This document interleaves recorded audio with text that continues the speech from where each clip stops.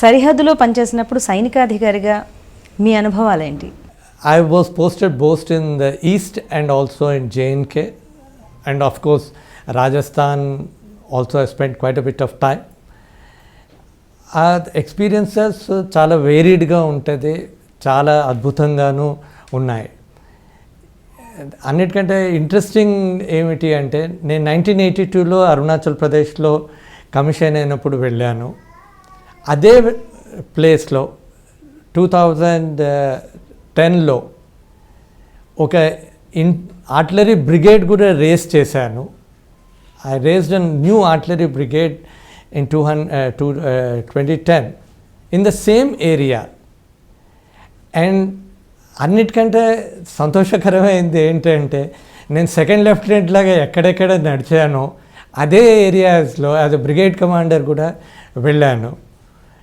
In fact డిస్కషన్స్లో ఏదో మాట అవుతూ నా సీనియర్స్ అడిగారు, ఏంటి అంత డీటెయిల్గా చెప్తున్నావు, నువ్వు అక్కడికి వెళ్ళలేదు కదా అని. నేను వాళ్ళకి చెప్పాల్సి వచ్చింది ఏంటంటే, 1982లో కూడా నేను అక్కడే అదే సెకండ్ లెఫ్టినెంట్ పెట్రోలింగ్ అవన్నీ చేయడం వల్ల ఆ నాలెడ్జ్ అన్నది ఉండిపోయింది. It only refreshed. That was in the north east.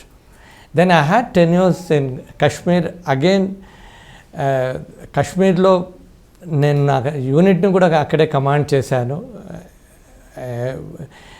Again in a very interesting phase, 2003-2004, when we transited from Trans LC firing to peaceful times. So అది కూడా ఒక డిఫరెంట్ అనుభూతి. మనం ఏ విధంగా లీడ్ చేయడము, డిఫికల్ట్ సర్కమ్స్టాన్సెస్లో ఉండడము. దానికన్నా అద్భుతమైనది ఏమిటి అంటే interaction with the locals.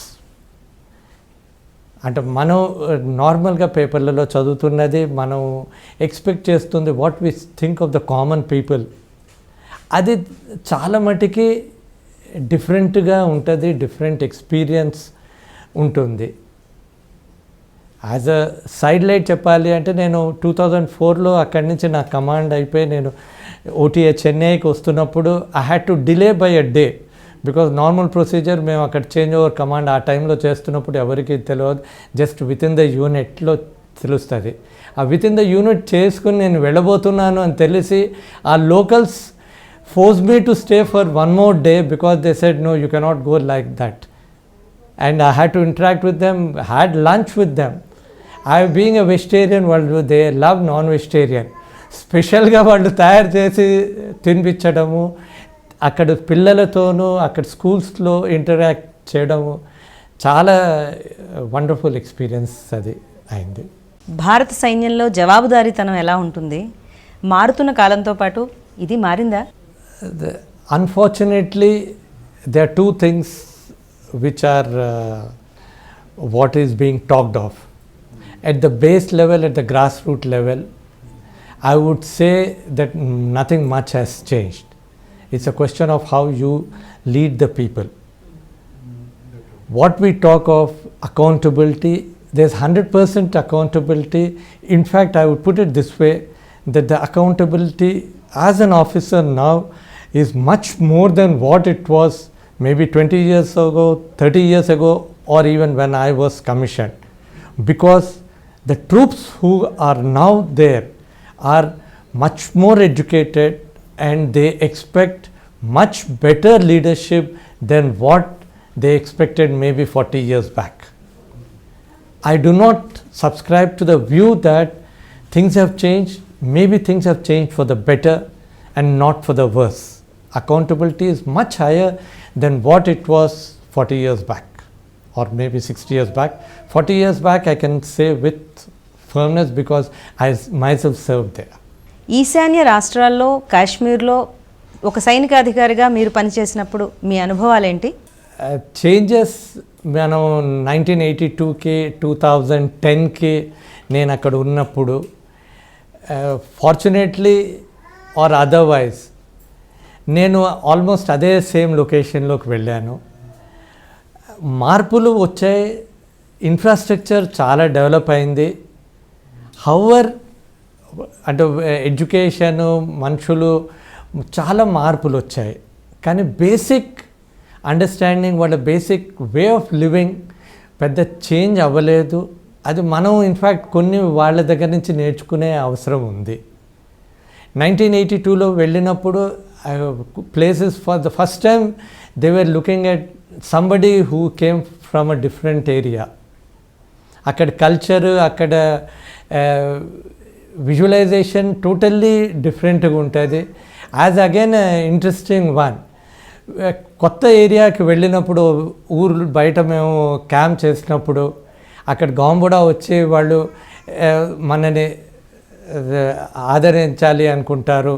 So ఆదరించడం అంటే అక్కడ లోకల్ రైస్తో చేసిన లిక్కర్ కూడా వాళ్ళు అంటే చంగ్ అని అంటారు, అది తాగమంటారు. అది మనకి ఇష్టం లేకపోయినా అది తాగకపోవడం అన్నది అది ఒక విధమైన వాళ్ళు ఇన్సల్ట్లా తీసుకుంటారు. So they use to encourage and they shake away, లేదు తీసుకోండి అని. So these are very interesting ones. Understanding పెరిగింది, వాళ్ళకి తెలుసు that freedom which they have which they cannot have it anywhere. మనం వాళ్ళని రెస్పెక్ట్ చేస్తామని ఆ నమ్మకం వాళ్ళకు ఉంది. It's a question of we reaching out to them. We have to reach out to them. Lot of organizations are working. Army has been a very big organization wherein they have increased the interaction.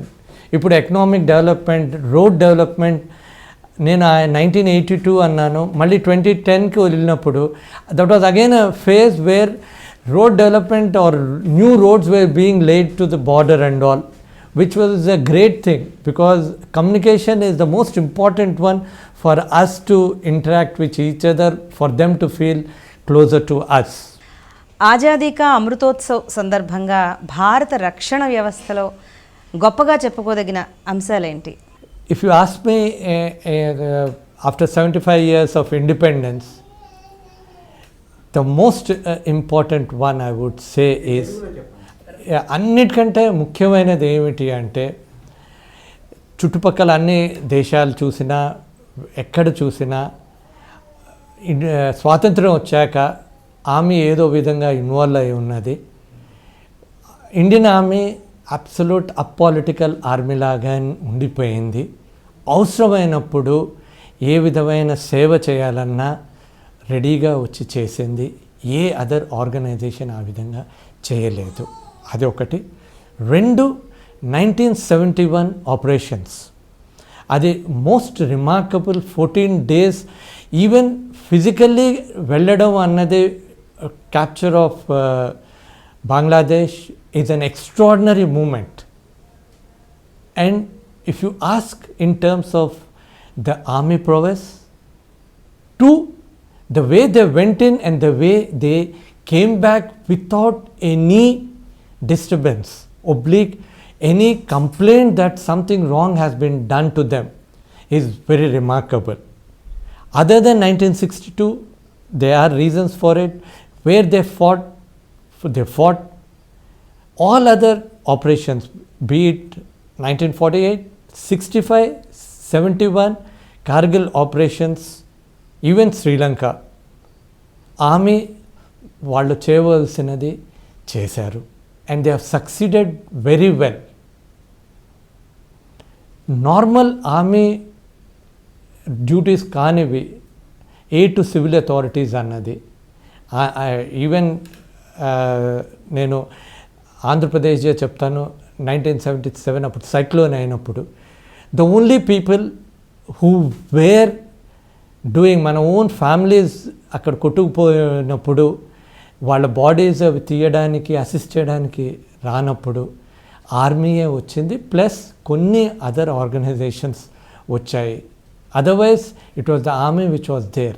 So whenever any problem is there, anything is there, the expectation is there that the arm forces will come and things would be normal. I think that is the greatest thing which they have done in 75 years.